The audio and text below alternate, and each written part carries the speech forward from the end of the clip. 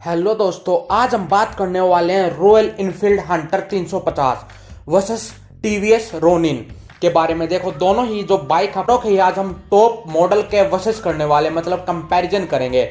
वैसे मैं आपको पहले ही बता दे रहा हूँ, टीवीएस रोनिन में आपको बेहतर फीचर देखने को मिलते हैं, पर आगे आप खुद ही देख लेना स्कोर के द्वारा कि कौन सी बाइक अच्छी रहती है आपके लिए। तो अपनी वीडियो को शुरू करते हैं। देखो, अगर हम सबसे पहले प्राइस देखें तो अगर हम टीवीएस रोनिन का टीडी डुअल चैनल एबीएस वाला टॉप मॉडल देखें तो वो हमें पड़ता है 1,88,721 रुपये ऑन रोड।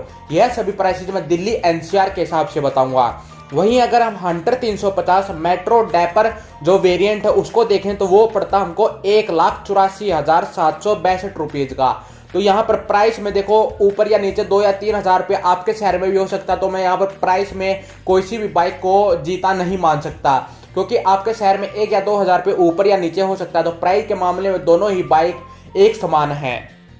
तो अगर हम फ्यूल की कैपेसिटी देखें तो हमें रॉयल इनफील्ड हंटर 350 में 13 लीटर का जो फ्यूल टैंक देखने को मिलता है। वहीं अगर हम टीवीएस रोनिन में देखें तो हमें 14 लीटर का जो फ्यूल टैंक की कैपेसिटी देखने को मिलती है। तो यहाँ पर टीवीएस रोनिन जीत जाती है, जिसमें हमें 14 लीटर का जो फ्यूल टैंक कैपेसिटी मिलती है। यहाँ पर 1 पॉइंट जाता है टीवीएस रोनिन को। अगर हम माइलेज की देखें तो माइलेज में भी टीवीएस रोनिन 42 की माइलेज हमें निकाल कर दे देती है। वहीं अगर हम हंटर 350 में देखें तो हमें यहाँ पर 35 से 36 की ही माइलेज देखने को मिलती है। इसका क्या कारण है वो मैं आपको बताता हूँ। देखो, जो हमें हंटर 350 में माइलेज कम होने का यह कारण है कि इसमें थोड़ा बड़ा इंजन यूज किया गया। अगर बड़ा इंजन होगा तो ज्यादा पावर लेगा। अगर छोटा इंजन टीवीएस रोनिन में दिया गया है तो छोटा इंजन है तो उसमें हमें फ्यूल की जो कंजप्शन है वो भी हमें कम देखने को मिलती है। तो यहाँ पर जो माइलेज है वो टीवीएस रोनिन जीत जाती है। तो हमारे 2 पॉइंट चले जाते हैं टीवीएस रोनिन की तरफ।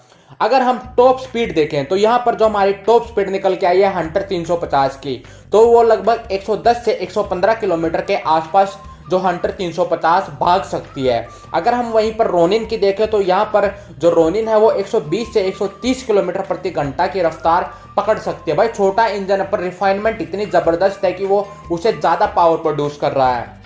तो यहाँ पर जो टीवीएस रोनिन है फिर से जीत जाती है। तो अभी मुकाबला चल रहा है 3-0 का। अगर हम फ्रंट और रियर दोनों ही बाइकों में देखें तो हमें दोनों ही बाइकों में आगे और पीछे डिस्क ब्रेक देखने को मिल जाता है। तो अभी हम इनकी डिस्क प्लेट की मोटाई देखने की कोशिश करते हैं।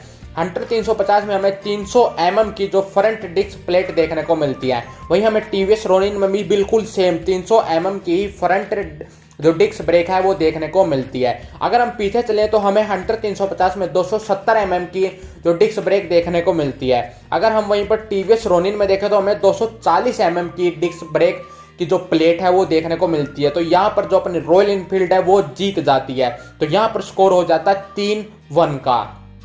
आगे हम चलें तो हमें दोनों ही बाइकों में 17 इंच के अलॉय व्हील देखने को मिलते हैं। तो आगे और पीछे दोनों ही बाइकों में आपको 17 इंच के अलॉय व्हील देखने को मिलेंगे। अलॉय व्हील का डिजाइन आपके सामने है, आप ये खुद कंपैरिजन कर लेना कि भाई हमको कौन सा अच्छा लगता है। हर एक की पसंद अलग होती है, तो आप ये डिसाइड खुद ही कर लेना। इसमें मैं किसी भी बाइक को कोई पॉइंट नहीं दे रहा हूँ।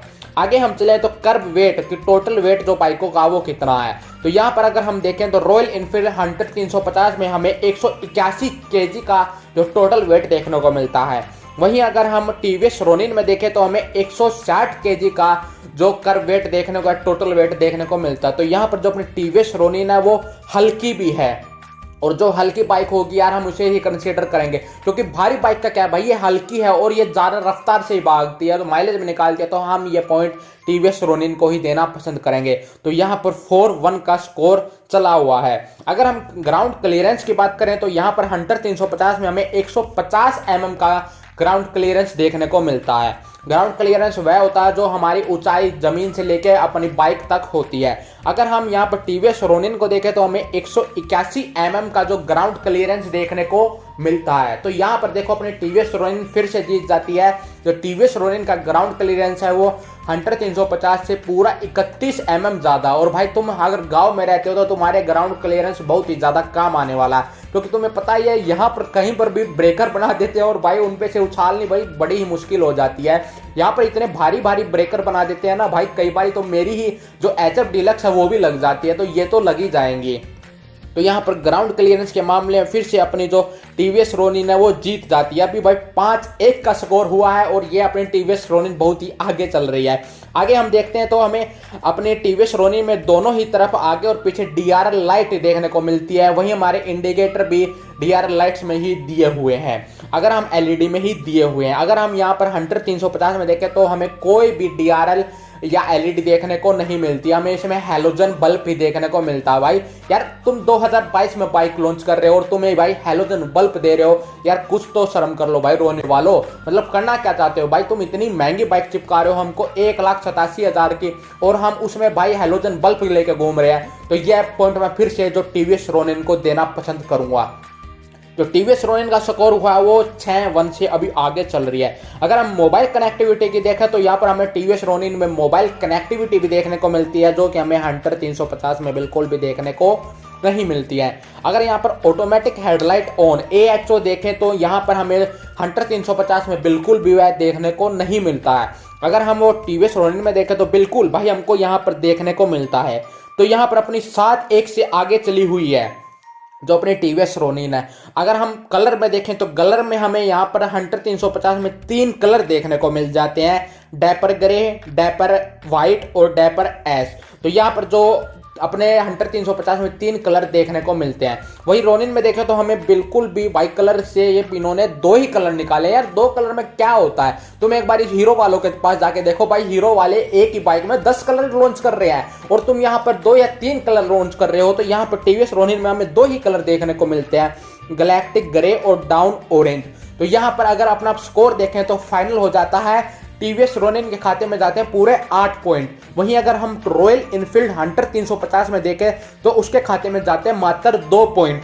भाई बेइज्जती करवा दी पूरी की पूरी यार, 2 पॉइंट और इसमें 8 पॉइंट। तो आप क्लियर विजेता देख सकते हो कि कौन सी बाइक क्लियर विजेता है मेरे उसमें। भाई अगर आपके पास अच्छी लुक्स चाहिए, अच्छा आपको मतलब कनेक्टिविटी चाहिए, या आप मतलब यार आधुनिक जीवन में जी रहे हो तो आधुनिक बाइक लेना ही पसंद करोगे ना, तो ये टीवीएस रोनिन आपके लिए बहुत ही अच्छी रहेगी। अगर आपका जो बजट है वो 2.25 लाख के आसपास है तो भाई आपको टीवीएस रोनिन में बेहतर कनेक्टिविटी देखने को मिल जाती है, आपको डीआरएल हेडलाइट देखने को मिल जाते हैं, वहीं आपको अच्छा जो ग्राउंड क्लियरेंस देखने को मिल जाता है, आपको स्पीड भी ज़्यादा मिल जाती है और भाई माइलेज भी ज़्यादा मिल जाती है। वैसे यार 2.25 लाख रुपए खर्च कर रहे हो तो भाई माइलेज मेरे को लगता नहीं तुम इतना कंसीडर करोगे। अगर तुमको माइलेज ही लेनी होती तो मेरी तरह भाई HF डीलक्स लेके घूमते, पर कोई बात नहीं गाइस, सभी के ध्यान अलग अलग होता है, की जरूरतें अलग अलग होती हैं। तो यही था अपना फुल कंपैरिजन टीवीएस रोनिन और रॉयल इनफील्ड 350 में। कैसा लगा आपको ये कंपैरिजन, कमेंट करके जरूर बताइएगा। ऐसी वीडियोस के लिए हमारे चैनल को सब्सक्राइब जरूर कीजिएगा और कमेंट करके बताइएगा कि हम आगे कौन सी वीडियो लाएं या किस बाइक कंपैरिजन लाएं। हम मिलते हैं किसी ऐसी वीडियो के साथ, तब तक के लिए बाय बाय।